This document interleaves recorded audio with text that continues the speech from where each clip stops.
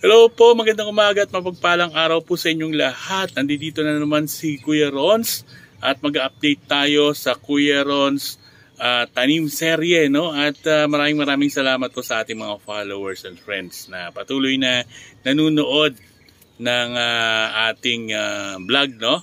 Content. At ito pong i-update natin ngayon ay tanim kong sayote. At ito po itinanim ko first week ng December. Nag-update po ako December 15 at nag-update din ako ng January 12. At ngayon po ay February 26, no? 26 na ngayon. At ngayon ipapakita ko sa inyo kung ano po yung development nila after almost 3 months na, no, sa March, no? Magti 3 months na sa March 2. Kaya ito po ang itsura nila ngayon. Kung hindi nyo po nababalikan yung ating video, papaalala ko lang sa inyo na ito po ay tinanim ko sa sako, no? Nilagyan ko siya ng lupa, no? Kung naaalala po ninyo, nilagyan ko siya ng lupa. Pero ang mga nilalagay ko po rito, mga pinagbalatan ko ng gulay. Yan, yung aking fertilizer. Yan, pinagbalatan ng gulay at mga balat ng itlog, no? Kasi nagbe-bake yung asawa ko. Kaya ganun po. At yun po yung development ngayon. At papakita ko sa inyo yung grabe, na-amaze ako kasi nakita ko ng flowers, no? Nakita ko ng flowers na may bunga na po siya. Usually dapat 6 months to magbunga, no? Pero may bunga na po siya na napaka-cute ng bunga.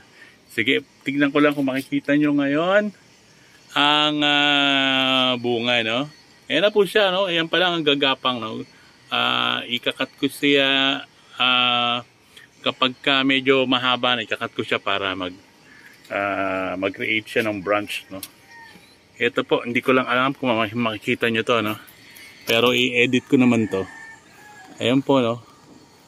Ayan ang kanyang nag-flower siya tapos nagkaroon po ng bunga. Flower tapos nagkaroon ng bunga. Tapos dito po, sana po makita nyo. Ayan. Ayan po, no? Tapos ito po. So, sayote na po yan, baby sayote. Ayan. At naghahanap pa nga ako ng iba. Naghahanap pa nga ako ng iba na bunga, no? Ayan, at ito pala meron pa, oh. Yung sa kabilang puno. Ayan. Ayan. Sa kabilang puro meron na rin. Ayan, naiinis lang ako kasi gusto nila pumunta sa labas eh. Pagka hinahawi ko dito, nababali, masyadong malambot yung kanilang mga sanga. Ayan.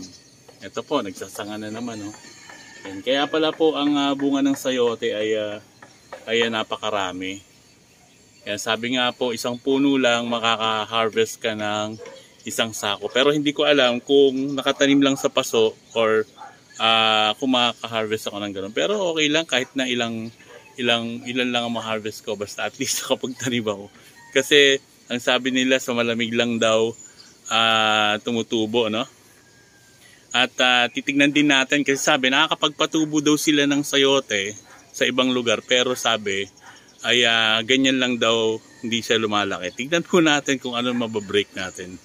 Kasi yung sabi, yung lugar na malamig. Ako po ay taga Bulacan, no? Ako po ay taga Bulacan na San Jose del Monte, Bulacan. At ayan, try tayo kasi tayo ay patuloy na nag-experiment sa mga tanim, no? Ayan. Yan lang po sa ngayon. Magandang umaga po. Pagpalain po kayong lahat ng Panginoon.